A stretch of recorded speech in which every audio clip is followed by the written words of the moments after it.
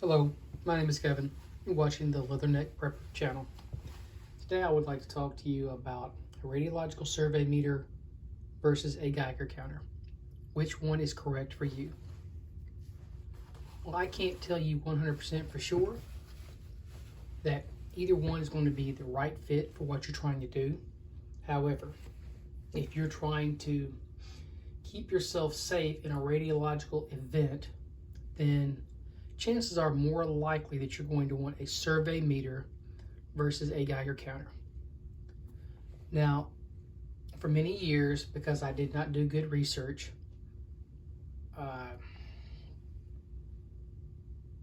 I didn't do good research.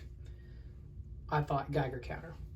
I spent quite a bit of money on several different Geiger counters, only to find out that my purpose, that was not going to serve my purpose. And let me explain to you why a Geiger counter is not most likely what you're going to want in a nuclear event. A Geiger counter is designed to read extremely low level radiation. So the collection chamber will fill up quickly with higher amounts of radiation and will basically render it useless. It will show or say that there's absolutely zero radiation when it's actually quite a bit higher than what you think, maybe even be in the dangerous level. So a radiological survey meter, which is what I've got right here, is designed to pick up much higher levels of radiation. So it's not going to crap out when you need it the most. Now, you can buy a Geiger counter if you want. You can spend hundreds of dollars on them. I recently purchased this knowing for more than a year that I needed it and just not spending the money on it. I paid $290 for this that was shipped from the KI4U Corporation. I ordered it Tuesday. I got it on Friday. This model is the 717. And the reason I chose this model versus some of the other models is this one has a 25-foot built-in hose. So let's say that I'm in my shelter, which would be my house, and I'm in the center of the house as best as I can be protected, but I want to keep an eye on the radiation outside. I can put the bottom section outside with the hose attached while keeping the upper section inside the house watching the readout. Now, one thing you have to keep in mind, this is from the information that I've read, is the dosage may be slightly off, not in such an amount that's going to get yourself hurt, but it could be slightly off just because the 25-foot cable transmitting the information back, and it's not going to be as instant as it would be here. So it can take up to, I think it said up to a minute to relay that information. So basically it's a minute delay just by going back and forth from the collection point to where you're trying to read the information. This particular model, I can't tell you about the other models because I've never played with those, but this particular model has a circuit tester and a zero. What you want to do before you use it is set it on 0, give it a second. It can take just a minute before it's ready to roll. And then after 30 seconds or so, you adjust your little knob to bring your needle to 0.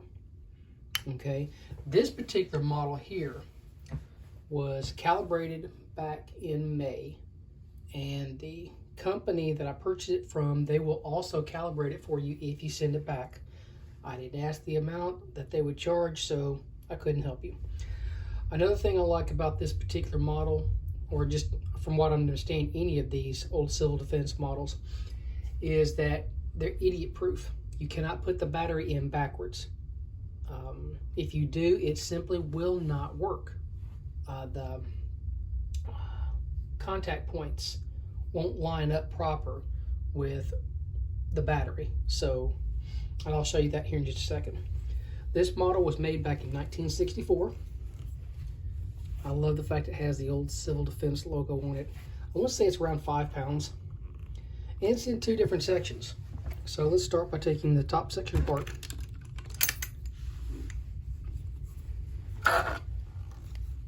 This is where the battery is housed.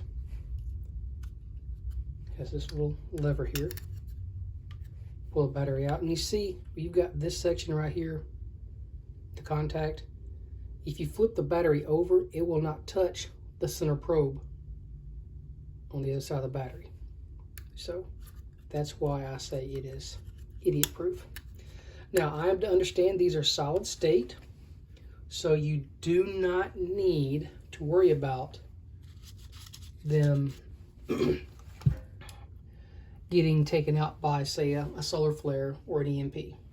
It does recommend that you keep the silica package inside of here. And here is the last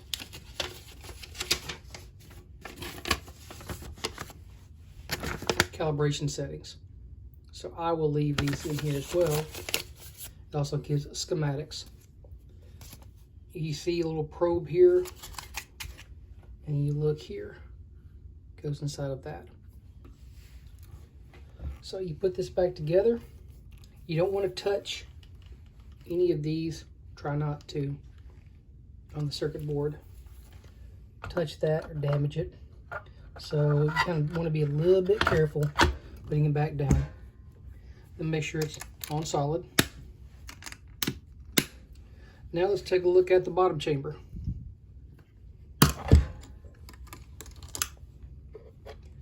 This one's actually really cool.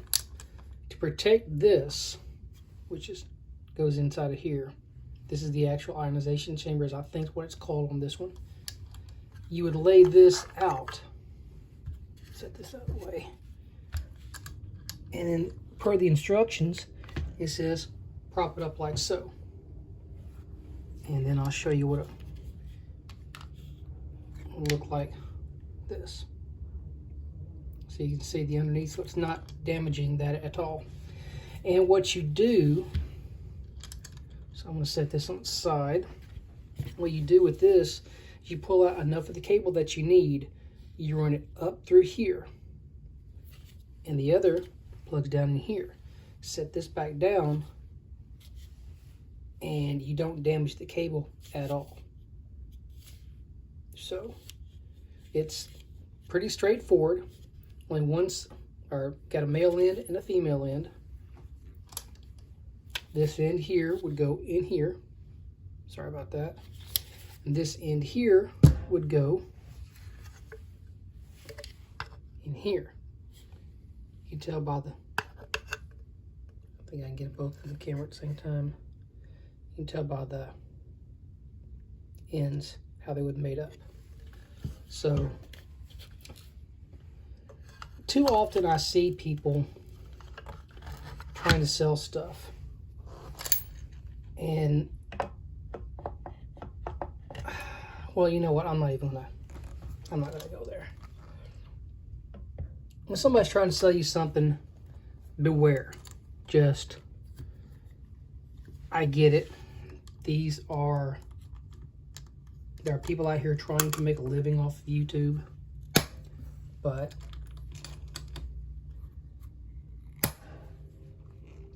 just do your own research. Just because I'm saying I got this and this is what I need for my, or this is going to work for my needs, does not mean it's what you're going to need. They both have a purpose, and I do have both. I'm also going to pick up a dosimeter from the same company, and I'm going to pick up, I saw at my last gun show, they had the Geiger counter. So I'm going to pick up one of those, same as this, instead of having the totally digital one that I have. So do your research. Don't just buy something, especially because somebody tells you to. Don't just buy something and put it away. Learn how to use it. Be proficient with it. It does you no good to buy this and not understand anything about how it works, how to zero it, how to protect it. Now, one thing it does come with is a little bag. Unfortunately, the bag is too small. I'm assuming that bag is designed for one of the other models that does not have the bigger chamber.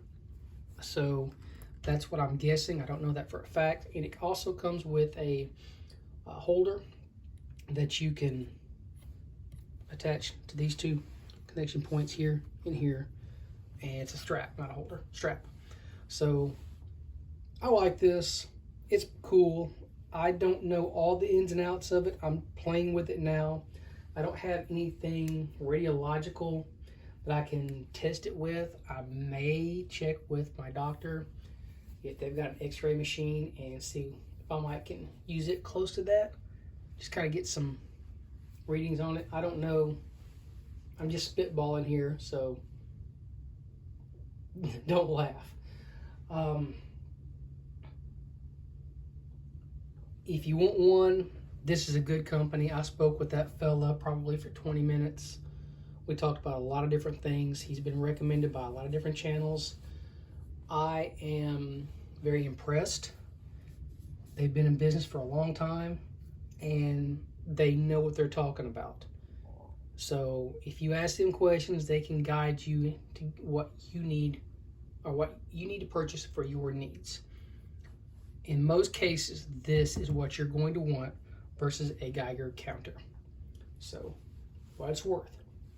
Anyhow, I hope you guys got something out of this. If you did, by all means, leave me a comment or a question. If I can answer it, I will. And give it a thumbs up. Share it if you'd like to.